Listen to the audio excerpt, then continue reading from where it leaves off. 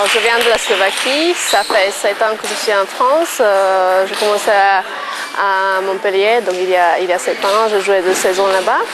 Ensuite, j'ai fait 5 saisons à Reims et maintenant c'est ma 8e saison à Issy-les-Moulineaux.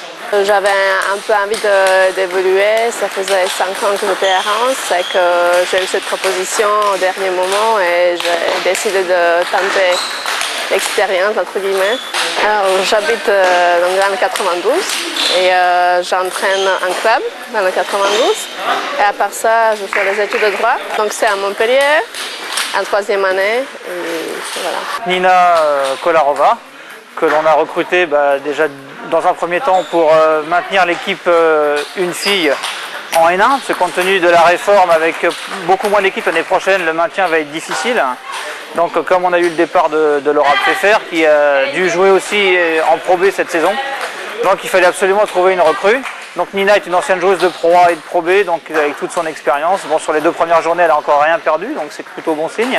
Et je pense qu'avec elle, on devrait se maintenir en N1 et en essayant de recruter encore l'année suivante, pourquoi pas monter en Pro B.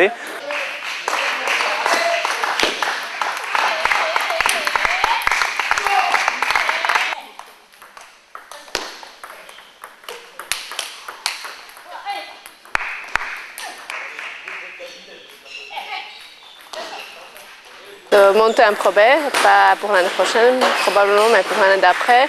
Donc ça serait déjà plus intéressant pour moi de jouer un Pro B. Je pense pendant plusieurs saisons j'étais la meilleure joueuse, donc voilà, ça ne me met pas plus de pression plus que ça. Une numéro 1 qui a déjà connu le haut niveau et qui peut apporter toute son expérience aux jeunes, notamment au coaching et dans la façon de préparer les matchs, donc c'est quand même un plus. Ce qui serait intéressant, c'est d'essayer de voir si on peut aller jusqu'au moins à la Pro B et de voir si on a la structure, les moyens de s'y maintenir, parce que bon, les deux jeunes issus du club, Perrine et Gaëlle, méritent de goûter à ce niveau-là tout en restant au club, donc oui, c'est un objectif.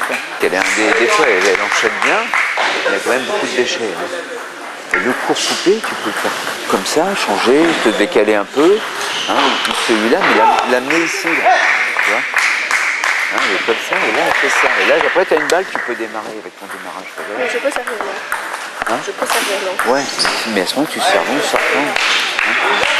Le coupé, tu l'as fait, elle aime pas, et puis après, tu es dans ton verre, hein, ou même lifté, tu es prête à jouer vite derrière. Mais il ne faut pas que tu serves lifté, qu'il soit court, elle flippe, et c'est toi qui te mets en retard. Hein.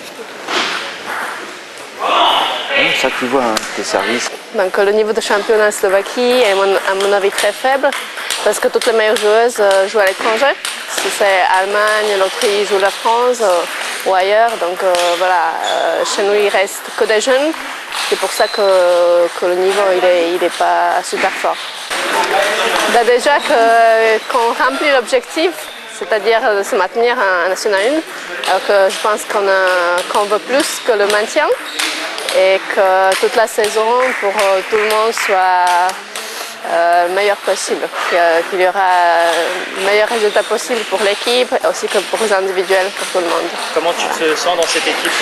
Très bien, l'ambiance elle est très bonne, je suis contente d'être venue. Est-ce que tu penses que c'est important d'avoir des bonnes relations avec ces joueuses? Ah oui, évidemment. On peut pas... C'est très difficile de s'intégrer et de bien jouer s'il y a des tensions au sein de l'équipe ou si on ne se sent pas bien. Donc, voilà.